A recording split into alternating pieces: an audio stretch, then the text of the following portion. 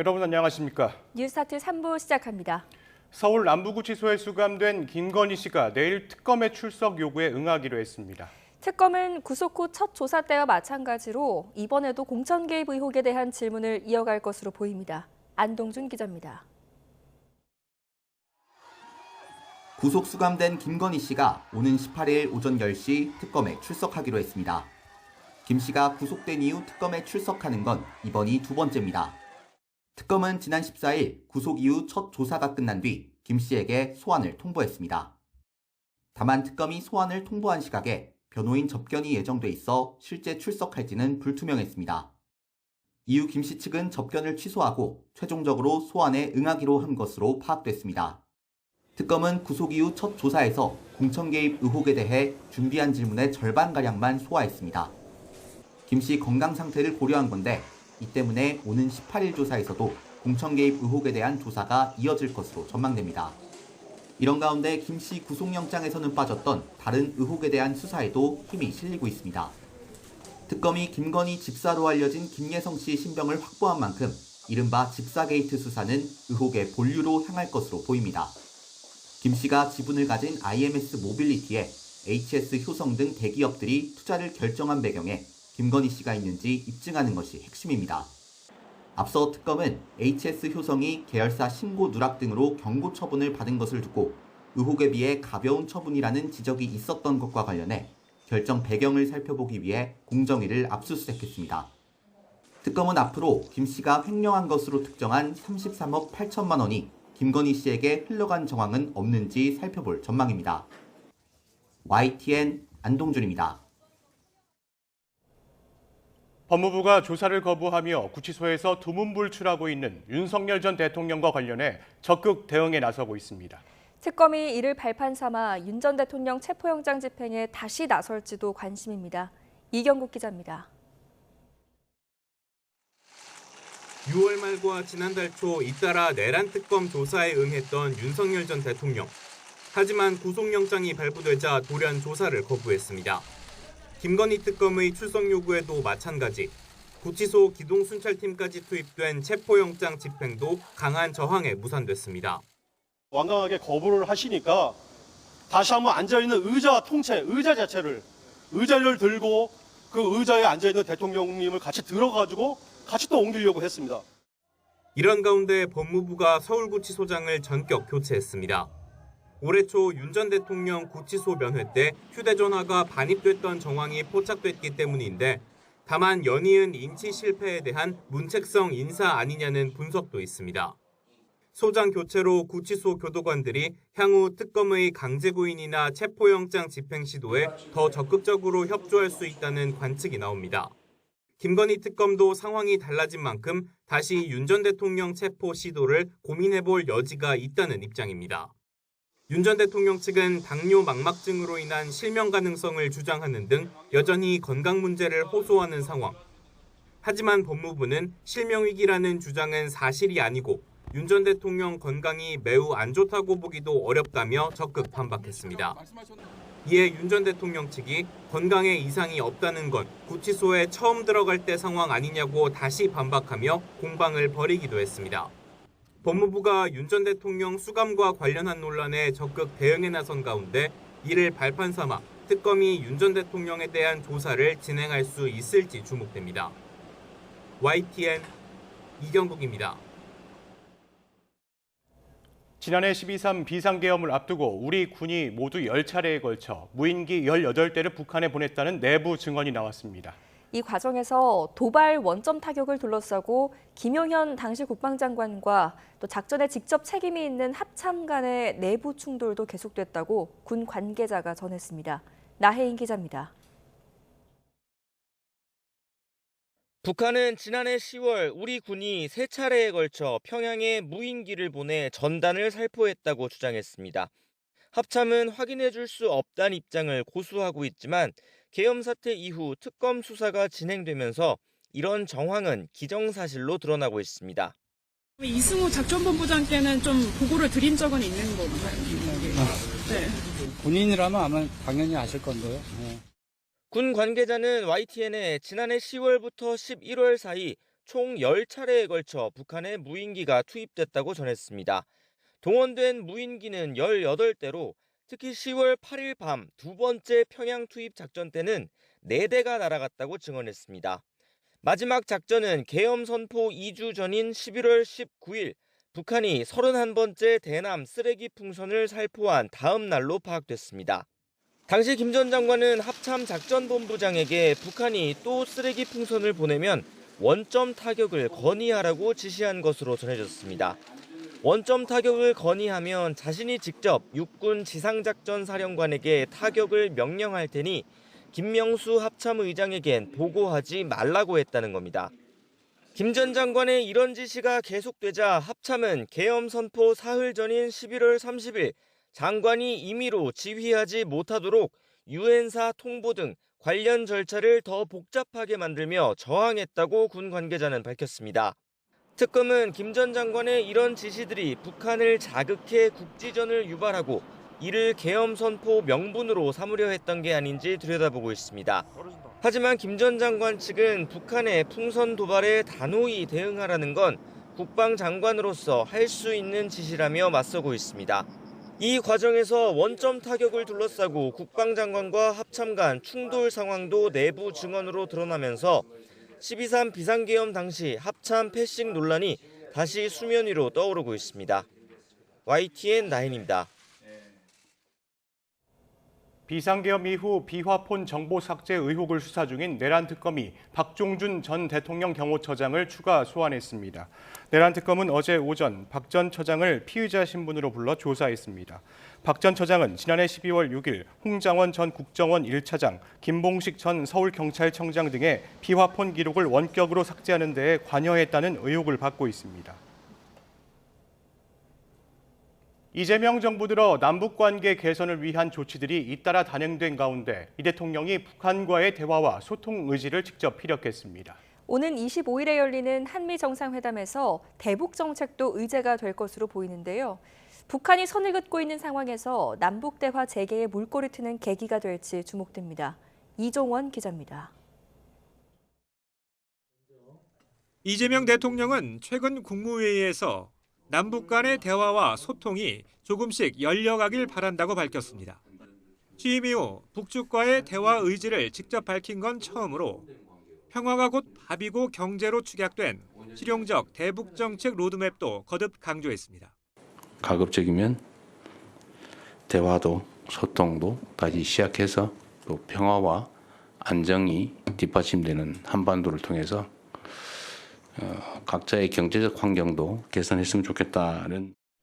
취임 이후 단행된 대북방송 중단 등 우리의 유화적 조치에 대해 북한이 잇따라 호응하고 나서면서 보폭을 더 넓힌 모양새입니다. 연락채널 복원으로 시작해 남북회담과 민간교류, 인도적 협력을 재개하여 남북관계를 정상화하겠습니다.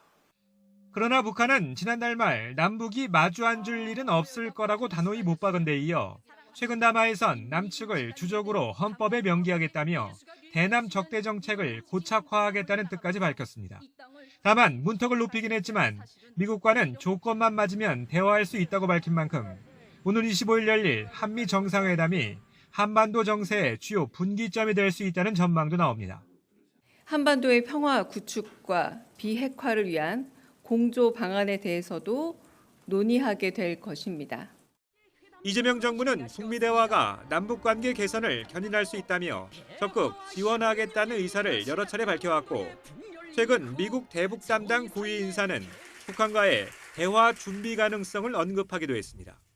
We have also seen high-level statements from the DPRK leadership, including recent statements from Kim Yo-jong, which we note with interest.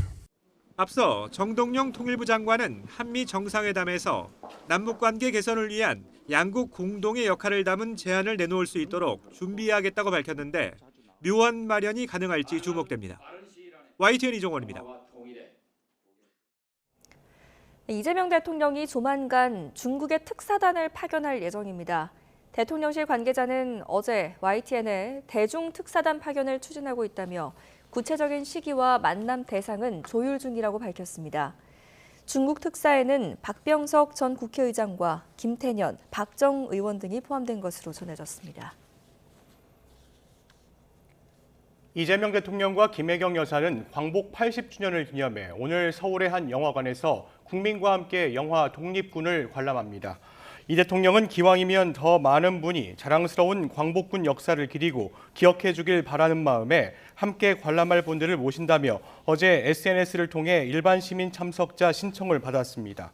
이 대통령은 SNS 글에서 오늘날 우리가 누리는 번영과 자유의 근간에는 주권 회복의 강렬한 희망으로 자신을 불살랐던 수많은 무명의 영웅들이 존재한다며 광복의 의미를 거듭 강조했습니다. 정치권에서는 야권 불참 아래 열린 국민임명식 등 80주년 광복절에 열린 행사를 두고 후폭풍이 이어지고 있습니다. 더불어민주당은 야당이 기념식 의미를 훼손했다고 비판했고 국민의힘은 이재명 대통령의 광복절 메시지를 문제 삼으며 공세를 이어갔습니다. 임성재 기자가 취재했습니다. 더불어민주당은 광복절 이튿날 국민의힘 인사들이 광복 80주년 행사에 재를 뿌리며 이 기념식 취지를 훼손했다고 비판의 목소리를 쏟아냈습니다. 특히 이재명 대통령의 광복절 경축사 도중 자리에서 일어나 조국 윤미향 사면 반대 연수막을 높이든 국민의힘 안철수 의원을 정조준했습니다.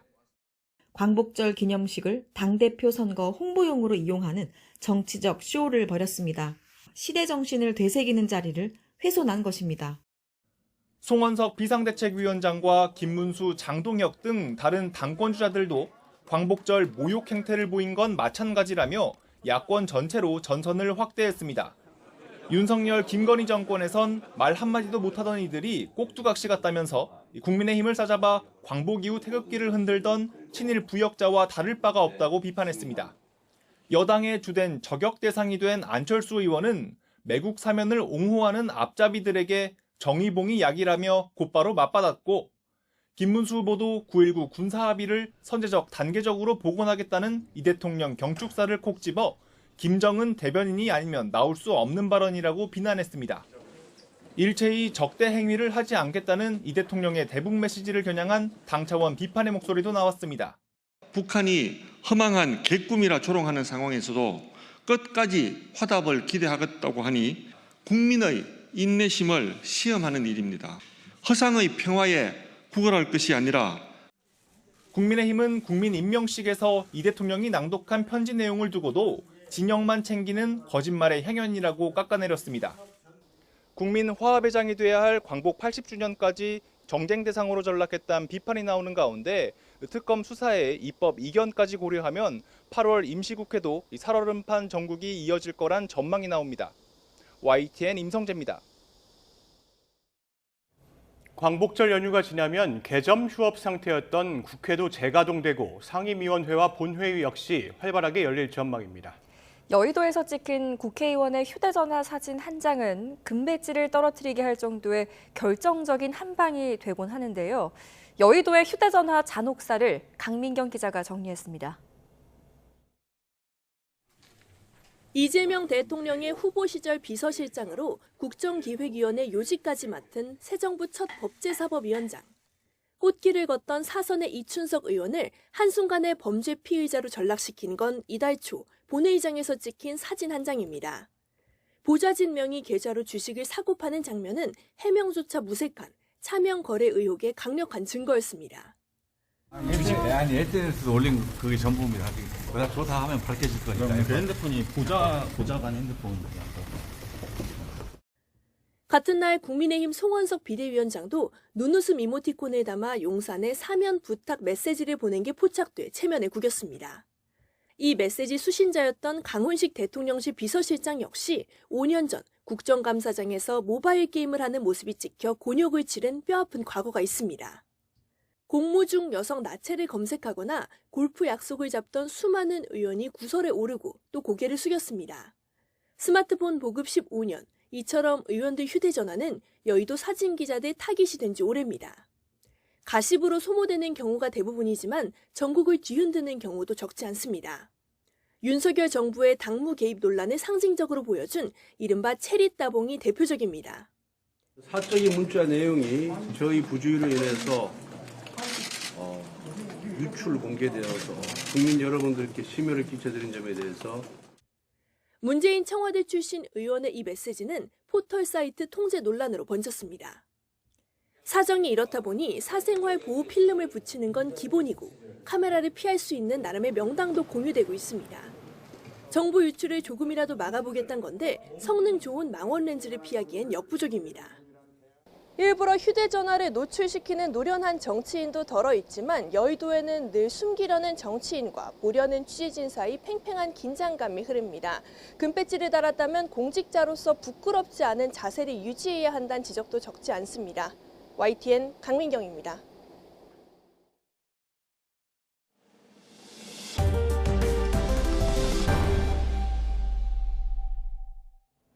푸틴 대통령은 트럼프 대통령과의 정상회담이 매우 유용했다며 긍정적으로 평가했습니다. 휴전 조건으로 푸틴이 우크라이나의 돈바스 철군을 제안했고 트럼프가 사실상 지지했다는 외신 보도들이 잇따르고 있습니다. 워싱턴에서 신윤정 기자가 보도합니다. 알래스카에서 귀국한 푸틴 러시아 대통령은 곧바로 정부와 군, 의회 지도부 등을 소집했습니다. 도널드 트럼프 미국 대통령과의 전날 정상회담이 시기적절하고 유용했다며 필요한 결정들에 더 가까이 다가가게 됐다고 밝혔습니다. 이어 적대 행위를 조속히 끝내야 한다는 미국의 입장을 존중한다며 러시아도 원한다고 말했습니다. которая видит необходимость скорейшего прекращения боевых действий, и мы тоже этого бы хотели. 이런 가운데 푸틴 대통령이 트럼프 대통령에게 우크라이나가 동부 돈바스 지역에서 철수하면 공격을 중단할 것을 제안했다는 외신 보도가 잇따라 나왔습니다. 우크라이나가 통제하는 도네츠크주의 일부 영토까지 점령지로 인정받으려는 구상으로 보입니다. 트럼프 대통령 역시 푸틴의 이런 제안에 긍정적인 태도를 보인 것으로 알려졌습니다. 뉴욕타임스는 트럼프가 유럽 지도자들에게 젤렌스키 대통령이 돈바스 전체 지역을 포기하면 빠른 평화협정이 체결될 수 있을 거라 말했다고 보도했습니다. Vladimir Putin wanted to take all of Ukraine. If I wasn't president, he would right now be taking all of Ukraine. 앞서 젤렌스키 우크라이나 대통령은 지난 13일 러시아에 이런 요구를 공개하면서 휴전 동의가 먼저라며 수용 불가를 밝혔습니다. 알래스카 노딜 결과에 실망한 젤렌스키 대통령은 오는 18일 트럼프를 만나 전쟁을 끝나기 위한 모든 세부 사항을 논의하겠다고 밝혔습니다. 유럽 주요국들은 일단 휴전하고 종전 등을 협상해야 한다는 주장을 사실상 접고 우크라이나 안보 보장을 구체화하는 쪽으로 방향을 틀었습니다. 우크라이나 안보 보장에 관한 논의가 커지는 상황에서 18일 회담에서 영토 교환 등 종전을 위한 구체적인 후속 논의가 이루어질 전망입니다. 워싱턴에서 YTN 신윤정입니다. 러시아 국방부는 미러 알래스카 정상회담이 끝나고 몇 시간 뒤 우크라이나 동부마을 2곳을 점령했다고 발표했습니다. 러시아 국방부는 현지 시간 16일 발표한 성명에서 우크라이나 도네츠크와 드니프로 페트로우스크주의 마을 한 곳씩을 해방했다고 밝혔습니다. 또 만 24시간 동안 우크라이나군 1000여 명을 없앴다고 덧붙였습니다. 우크라이나 공군은 밤사이 러시아가 탄도미사일 1기와 공격용 드론 80여 대를 최전선 지역에 발사했으며 이 가운데 드론 61대를 격추했다고 밝혔습니다. 파키스탄 북서부에서 이틀 동안 쏟아진 기습폭우로 사망자가 300명을 넘어서면서 비상사태가 선포됐습니다. 구호품을 수송하던 헬기까지 추락해 탑승자 전원이 숨지기도 했습니다. 정유신 기자가 보도합니다. 계곡에서 내려온 흙탕물이 마을을 향해 무섭게 휘몰아칩니다. 거센 물살에 주변 바위까지 한꺼번에 휩쓸고 갈 정도입니다. 차량은 물론 커다란 나무가 뿌리채 쓸려가고 대피할 틈도 없이 주택 수십 채가 순식간에 사라졌습니다. वापस आके चीहे मार रहे थे कि जान बचाओ काफी लोग इस पे बच गए हैं कुछ लोग पहाड़ों पर चढ़ गए कुछ साइड पे हो गए 70-80% ये गांव जो है वो मलियामेट हुआ है और अगर मलियामेट पूरा नहीं हुआ तो डैमेज तो एटलीस्ट सारे घर हुए हैं. 이틀 동안 쏟아진 기습폭우 사망자만 벌써 300명을 넘어섰다고 현지 주 당국이 밝혔습니다. 아직 수십 명이 실종 상태고 추가 비 예보가 있어 희생자는 더 늘어날 전망입니다. 여기에 구호품을 운반하던 헬기가 산악지대로 추락하는 사고까지 일어났습니다. 조종사 2명을 포함해 탑승자 5명 전원이 숨졌습니다. 셰바즈 샤리프 파키스탄 총리는 피해 지역에 비상사태를 선포하고 천여 명의 관광객과 이재민 대피를 명령했습니다. 파키스탄은 지난 6월 말부터 예년보다 15% 정도 많은 비가 쏟아지면서 지금까지 540여 명이 숨진 것으로 집계됐습니다. 전문가들은 최근 국지적으로 쏟아지는 이른바 구름폭우 피해가 커지고 있다고 지적합니다. 지구온난화에 따른 기후변화 때문이지만 무분별한 산악 난개발도 원인으로 꼽힙니다. 지난 2022년 파키스탄에선 최악의 홍수가 덮쳐 1,700여 명이 사망하고 400억 달러, 우리 돈으로 55조 원이 넘는 피해를 입기도 했습니다. YTN 정준입니다. 며칠 전 폭우가 쏟아진 인천 지역에서는 무더위 속에 복구 작업이 한창입니다. 전기와 수도가 끊겨서 임시 숙소에 머무는 주민들은 언제 집으로 돌아갈 수 있을지 답답함을 호소하고 있습니다. 표정우 기자가 현장을 다녀왔습니다. 바닥에 물기가 흥건한 대형마트 안. 진열대에 묻은 흙을 씻어내는 손길이 바쁩니다. 폭우가 내리며 물에 잠겼던 마트는 상품과 시설 대부분이 파손됐습니다. 원체 시설이나 제품들, 물건들 모든 것들이 다 한순간에 물거품으로 쓸 수도 없는 상황이 됐다 보니까 자원봉사자들도 손을 보탰지만 정리를 마치기엔 역부족입니다. 가게 지하 2층은 여전히 물에 잠겨 있어 손을 쓸 수 없는 상태입니다. 당장은 안에 침수된 차량이 몇 대인지 재산 피해 규모는 어느 정도인지도 추산이 어렵습니다. 오피스텔 지하주차장 입구엔 노란색 통제선이 설치됐습니다. 안쪽엔 토사와 지푸라기에 덮인 차량이 뒤엉켜 있고 일부 벽은 무너져 내렸습니다. 발전기도 진흙에 파묻혀 멈춰섰습니다. 이로 인해 100여 세대 주민 300여 명은 며칠째 전기와 수도가 끊겨 임시 숙소에서 생활하고 있습니다. 현재 그냥 저희끼리 서로서로 이제 다독거리면서 일단은 지내고 있는 상황이에요. 구청도 양수기를 동원해 배수 작업 지원에 나섰는데 주민들에게 임시 숙박비와 식비도 지급할 계획입니다. 하지만 지하 3층은 여전히 천장까지 물에 잠긴 상태라 복구를 완료하기까지 상당한 시간이 걸릴 전망입니다. 비가 그치고 다시 폭염이 찾아온 가운데 주민들은 언제 집에 돌아갈 수 있을지 답답하기만 합니다. YTN 표정우입니다. 연휴 마지막 날인 오늘도 열대야와 폭염이 이어지는 가운데 중북부 지방에는 한때 비가 내리겠습니다. 기상청은 이중 고기압 영향권에서 오늘도 뜨거운 날씨가 이어지겠지만 고기압 경계에 놓인 중북부 지방에는 한때 비가 오겠다고 밝혔습니다. 내일 아침에도 서울과 강릉, 부산 등에서 최저 기온이 25도를 웃도는 열대야가 나타나겠습니다. 광복절인 그제 온열 질환 환자가 70명 추가적으로 발생해서 올해 누적 환자가 3,570명으로 늘었습니다. 지난해의 1.3배 수준으로 많은 건데요. 추정 사망자는 22명으로 작년보다 3명 적은 상태입니다. 뜨거운 환경에 오래 노출돼 근육 경련이나 의식 저하가 발생하는 열탈진이 62%로 가장 많았고요. 열사병과 열경련이 뒤를 이었습니다.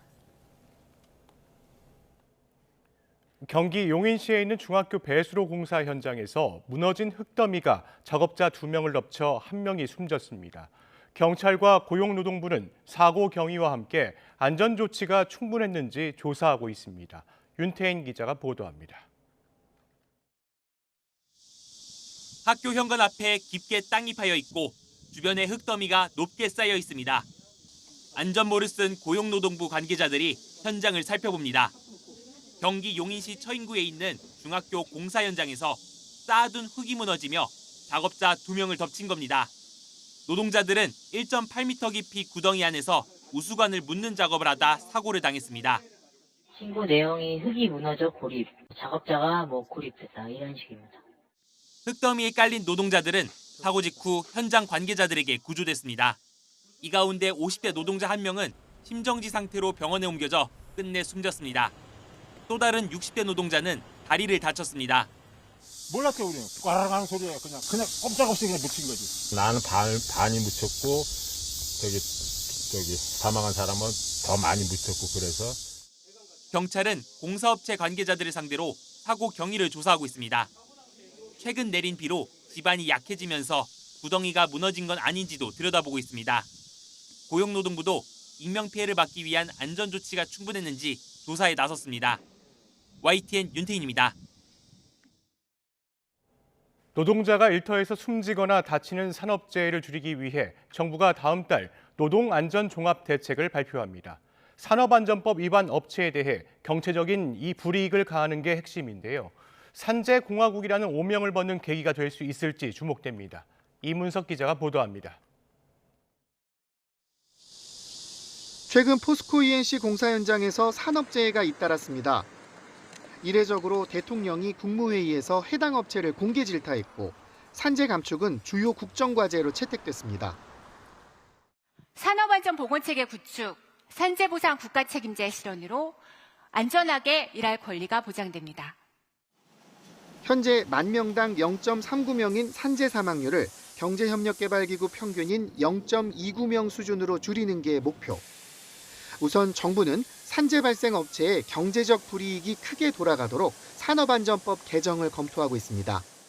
안전보건 위반 사항이 확인되면 곧바로 과태료를 부과하고 반복적이거나 다수 사망사고가 난 업체엔 과징금 제도를 도입할 계획입니다. 건설사에 대해 영업정지나 입찰 제한을 요청하는 대상도 현재는 동시 2명 이상 사망했을 경우만 가능하지만 연간 다수 사망으로 확대할 방침입니다. 또 영업정지 요청 이후에도 사망사고가 재발한 건설사를 겨냥해 등록 말소 요청 규정 신설을 추진합니다. 권창준 고용노동부 차관은 기자간담회를 열고 경제적 제재를 강화하려는 핵심은 법 위반으로 인한 이득이 재해로 이어지는 연결고리를 끊는 거라고 강조했습니다. 이와 함께 산재 예방 능력을 갖춘 하청업체와 계약을 의무화하는 절차를 명확하게 만들고 근로감독 권한을 지자체까지 확대하는 방안이 검토되고 있습니다. 정부는 산재공화국이라는 오명을 벗기 위해 이 같은 내용을 담은 노동안전 종합대책을 다음 달 발표할 예정입니다. YTN 이문석입니다. 정부가 주요 주택 공급 정책 가운데 하나로 공공성을 고려한 정비사업 활성화에 역점을 두겠다고 밝혔습니다. 대표적으로 과거 문재인 정부 시절 도입된 도심 공공주택 복합사업이 탄력을 받을 것으로 보이는데 난관도 만만치 않아 보입니다. 차유정 기자가 취재했습니다. 서울 효창공원역 인근 주택가 곳곳에 공공주도 재개발 반대 현수막이 걸려 있습니다. 이곳은 지난 2022년 도심복합사업 후보지로 선정됐는데 본격적인 사업 추진 여부가 아직 확실하지도 않습니다. 토지 수용에 불만을 가진 원주민들이 적지 않기 때문입니다. 제가 지금 수용당한 사람 얘기 듣기는 거의 공시지가의 1.3배, 1.5배 정도라 들었거든요. 그러면 시시세가도 보상 안 되는 돈을 보상받고 토지주들은 쫓겨나야 되는 거예요. 개발을 원천 차단하고 개발을 회수하는 게 목적이라 그러더라고요. 도심복합 사업은 지난 2021년 도심 주택 공급 확대를 위해 도입됐습니다. 사업성이 떨어져 정비사업 추진이 어려운 곳의 소유권을 공공이 넘겨받아 정비사업을 추진합니다. 장점은 사업 기간을 단축하고 용적률 혜택을 받을 수 있다는 점입니다. 하지만 4년이 지났는데도 실적은 미미합니다. 현재까지 첫 삽을 뜬 지구는 단 한 곳도 없습니다.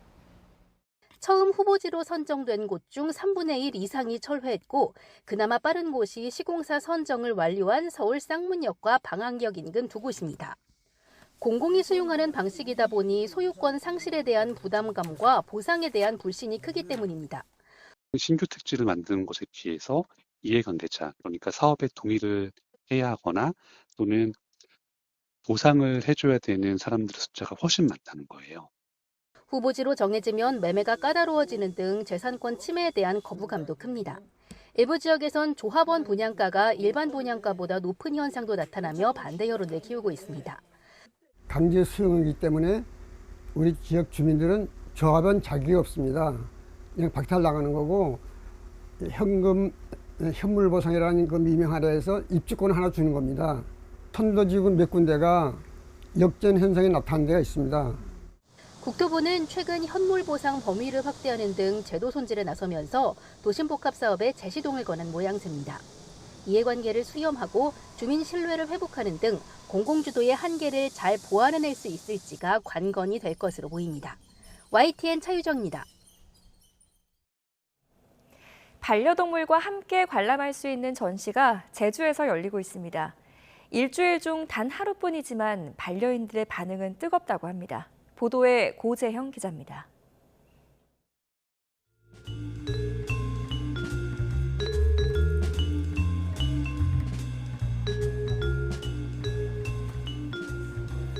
고양이를 품에 안은 인물은 행복한 미소를 짓고 있지만 고양이는 시큰둥한 표정입니다.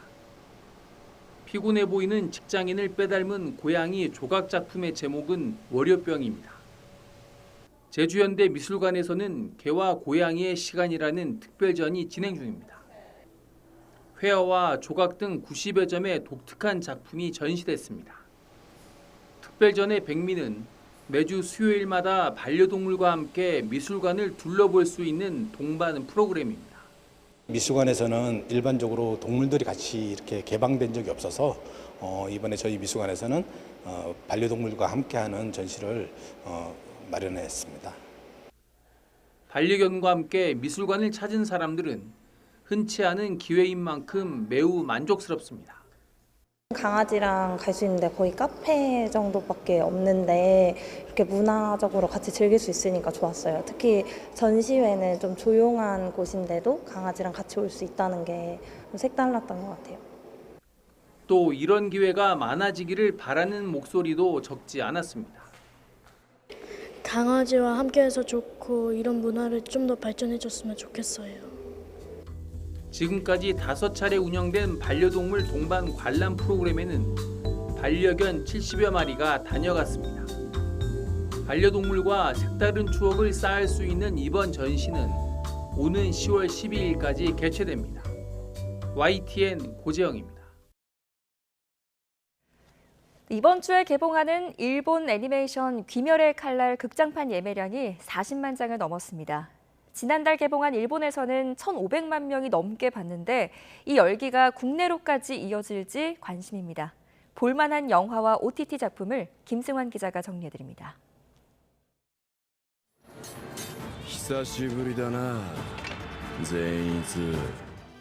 괴물을 잡기 위해 미군 같은 성 무안성에 들어간 주인공 탄지로 일행. 강력한 적들과 차례로 맞서 싸우며 목숨을 건 전투가 이어집니다. 전 세계에서 2억 부 넘게 팔린 동명 만화를 영화로 만든 작품으로 원작 만화의 최종 국면에 해당하는 이야기입니다. 압도적인 규모의 강렬한 액션씬, 배경음악과 효과음이 조화를 이루며 몰입감을 높입니다. 미성년자가 기다리고 있습니다. 저희 넷플릭스 2가 아마 미성년자를 다루게 될 거예요. 이걸 막아야 돼요, 여러분. 이거 끝납니다, 저희. 2023년 사이비 종교들 만행을 폭로해 큰 반향을 일으킨 나는 신이다의 후속 다큐입니다. 당시 큰 관심을 받은 JMS 교주 정명석 사건 후속 이야기가 가장 눈에 띕니다. 신도들의 절반이 탈퇴하고 교주와 이인자가 다 같이 구속이 되고 이 모든 변화가 고작 2년 전만 하더라도 저희가 상상하지 못했던 변화가 갑자기 이렇게 오게 됐죠. 제작진은 끔찍했던 현실 모습을 오히려 덜어낸 지점이 많았다며 자극적인 연출 논란에 선을 그었습니다.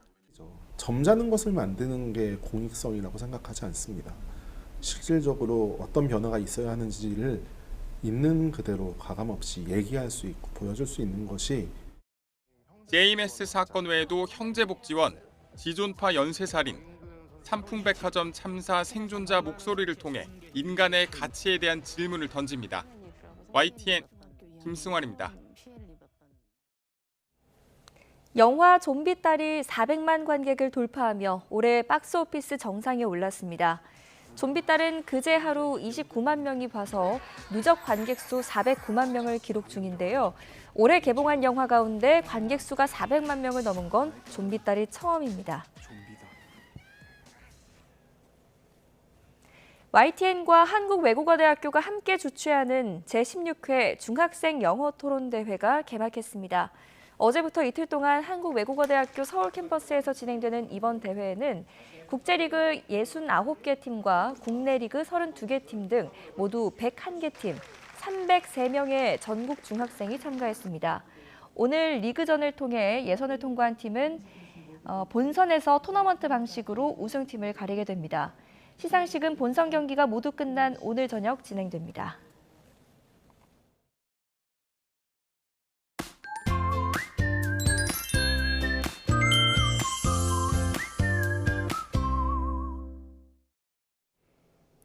연휴 마지막 날인 오늘도 더위 대비 잘 해주셔야겠습니다. 전국 대부분 지역에 폭염특보가 발효 중인 가운데 무더위가 기승을 부리겠는데요.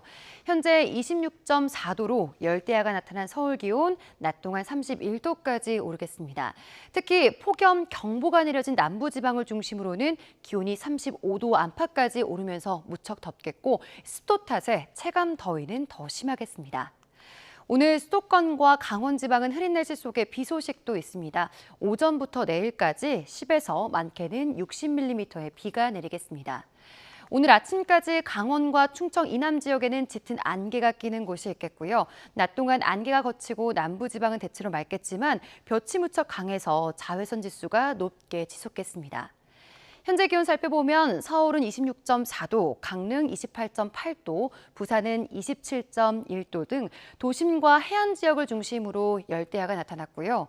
오늘 낮 기온은 서울 31도, 광주와 대구는 34도까지 오르면서 어제보다는 조금 낮겠습니다. 당분간 열대야와 무더위는 계속되겠습니다. 또한 주 중반까지 중북부 지역을 중심으로 비가 오락가락 이어질 전망입니다. 날씨였습니다. 뉴스타트 3부 마칩니다. 시청해주셔서 고맙습니다.